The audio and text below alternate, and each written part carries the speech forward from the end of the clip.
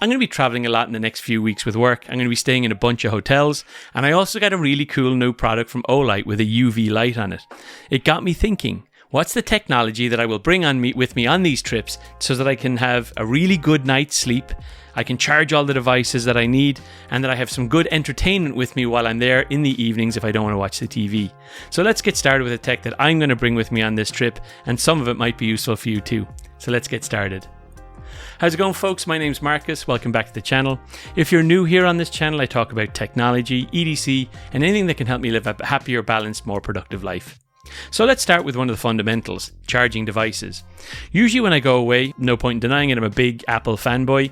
I do use Windows products as well. As part of my job, I have both Mac and Windows. But my choice of phone, I've got an Apple phone.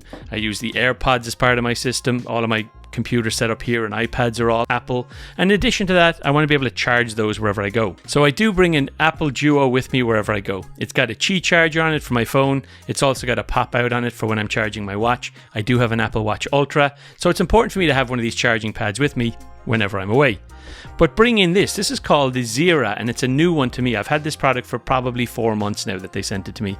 It's called the Zira MegFold 3-in-1 charger. So as you guessed, different than the Apple Duo, which is a duo or a bifold, this is a trifold. And what's nice about having a trifold is I can charge 3 devices at once. So with this one here, I can put my phone down on one side, I can put my watch in the middle, and I can charge my AirPods also. AirPods have Qi charging in them also. This is great because it does up to 15 watts of charging for my watch. It does 5 watts of charging for my AirPods, which is all it needs, and it charges my watch as well. Now, I have noticed when I'm charging my watch on it, it is a bit slower than just plugging my watch into a regular charger plugged into my brick on the wall, so it's worth bearing in mind. But if you're bringing it for a hotel trip and you want to charge it overnight, or you're able to put it on the stand for a couple of hours on your nightstand, I wouldn't worry about it, but it is a little bit slower for that. But there are more benefits to this as well. So not only does it fold up absolutely tiny, it is a third thicker than the Duo because it has one more tier, but it also uses USB-C. So instead of having to use a lightning connector, which you have to use with this one, which is the phone connector for an Apple product, this one uses a more generic USB-C and can connect to a 20-watt wall outlet charger and charge all your devices. So I'm a really big fan of this. You can get it in white, you can get it in black. It's not super expensive. It's something like a quarter of the price of one of those Apple Duo chargers, and I've been really happy with it. So solves all your charging needs, fits tiny in your pocket, small device, would definitely recommend. Speaking of the wall brick, and I just dropped it. What I bought for this is these Anker's PDs. So I've got a bunch of these. These are 20-watt chargers. Obviously, I live in the United States, so I've got it's a US charger. I love it. It's travel because the prongs just flick down, which makes it absolutely tiny. And for the size of it, it's about the size of the usual 5-watt chargers or the old 5 watts, but it's a 20-watt charger and it is power safe. So it knows when to reduce the power when devices become full. So a PD charger in conjunction with the 3-in-1 charger really works well, and it's so tiny, I just bring it with me everywhere. Recommend that also. I just want to take a quick pause from the video to ask you to like and subscribe to this video if you're enjoying this content. I've got a very small channel, and you liking this helps the algorithm find me. Okay, back to the content. So now that we've got the charging out of the way, let's talk about having a good night's sleep. And for me, that's about being away from home, being in a different bed. How can you make it as comfortable as possible and not be woken up by all those different strangers, snoring people, stomping people outside your door as you're trying to sleep and get a good night's rest. So the first thing is I bring these Mzooz masks. I've got a couple of these. I've got one upstairs. I keep one down here in my office here. I try and get a 15-minute nap in every day at some stage. I'm a big fan of napping. I think just doing 15 minutes, setting your alarm, is a really good way to kind of consolidate any of the deep work you've done in the morning and be able to do more work in the afternoon. Anyway, probably do a video on that at some stage. But I bring these sleep masks with me because blocking out the light and being able to get some good quality sleep, even if it's just for a short period of time, makes the world of difference. And I bring this with me on any trip that I go on. I like it because it's super soft. There's room for your eyes, so it doesn't touch your eyeballs when it's on your face. It sits proud of it.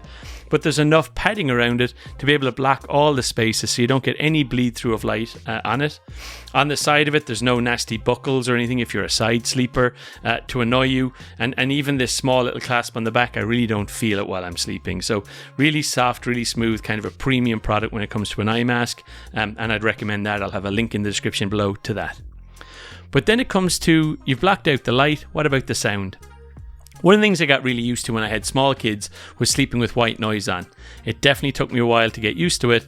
When we first lived in an apartment in the city in San Francisco, it was really noisy, and I was kind of used to the noise of the city outside the window, and when we started playing white noise, it kept me up the first couple of nights, but I really did get used to it. And then we started using these Hush devices.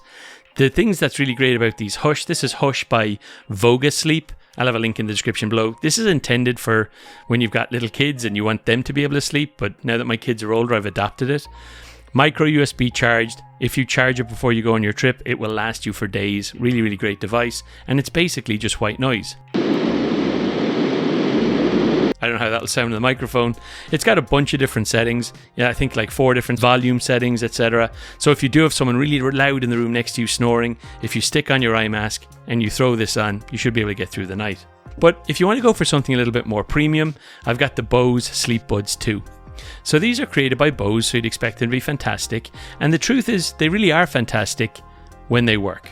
These are notoriously difficult to connect to devices. If you go on Amazon and you read the reviews, a lot of the time you can get one of the earbuds working and the other one doesn't work, or just can't find your devices at all. Sometimes when you put them back in the case, they're kind of finicky about getting into charge. They've got like these little auto connectors for charging and it feels like they went in, but when you come back to pick one out, one of them hasn't charged properly. But when they do work, they're great. They're really small. You can't play anything through them except a selection of different sounds that come with the app. It's not, you can do some white noise, you can do whale noises, water noises, things like that, rain sounds, but it's pretty limited in what you can play. You can't listen to a podcast, you can't pump any of your own audio through it, so they really are limited. And guess what? They're super expensive. But these are something that I bought for my wife a couple of years ago when we had little kids again. She never used them and I ended up owning them again myself as a result. USB-C charging, and I bring them with me on these trips because it depends if gives me a choice on whether I want to do it across the whole room or if things really are noisy. Supposing I'm on a ground floor room or a first floor room in there, it's really noisy outside. I'll just pop these in. They don't press against your ears if you're a side sleeper. I don't even notice I have them in, but guarantees a good night's sleep.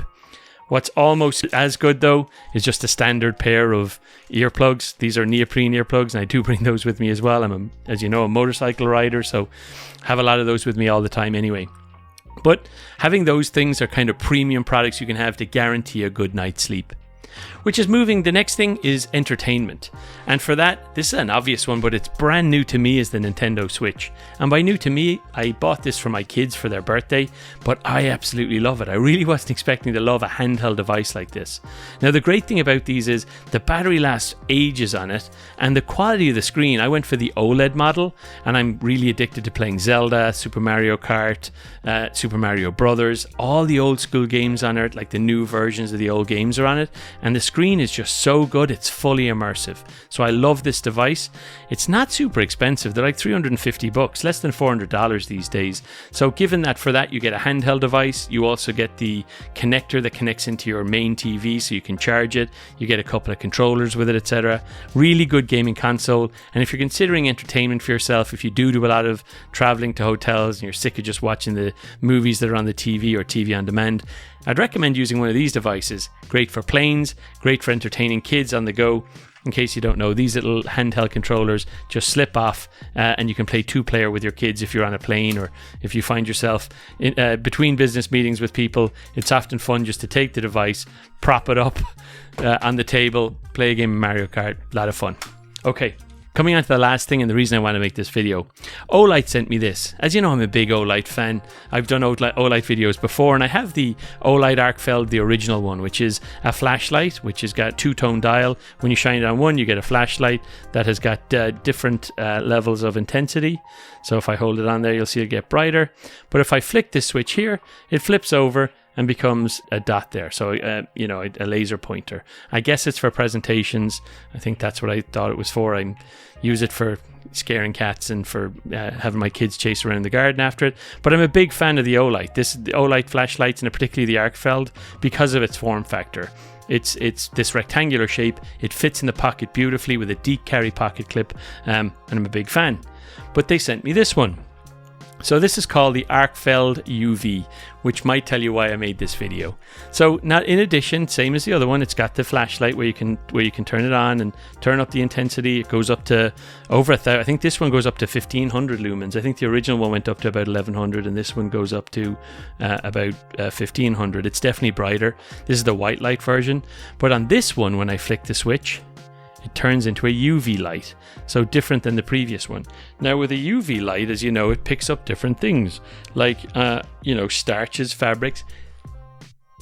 It makes your teeth look different. What I used this for at the hotel, though, was to help point out some things. I stayed in a really nice hotel just last week to try it out, and I was able to find some places, like in the bathroom or on chairs in the living room, etc., places that hadn't been cleaned entirely. I had read somewhere before that one of the dirtiest places in hotels was actually the remote control for a TV, and I was able to check the TV remote control to see just how dirty it was. It was pretty disgusting, to be honest with you. Now, I don't know what the advantage of doing that was, other than I kind of creeped myself out in the hotel room, and I was in a nice hotel, and I was still able to see just how dirty it was just by turning the lights off. Here's a little bit of footage of just one of the chairs, for example. This wasn't the worst of what I discovered, but yeah, it was really fun to bring it with me. I kind of it was a kind of a cool flashlight to have with me, having UV, being able to turn on a UV light, not just a regular light. But for any of you who are used to the Arcfeld, it's very similar form factor. It's got the same charging capacity on the back. It's got this kind of serrated side on it, so it's a little bit different from the Arcfeld in terms of form factor from the original one. It's actually thinner, interestingly enough. It's not quite as thick on the base. It's got a slightly different head on it. It's actually quite, a reasonably different shape when you put them side to side. But anyway, great flashlights, strongly recommend, and would be great for hotel stay. So what is it that you bring with you on your hotel stays when you go different places? Do you have a standard list of things that you wouldn't go somewhere without? I'd love to hear about it in the comments below. Stick them down there and I'll try them out next time. Good luck.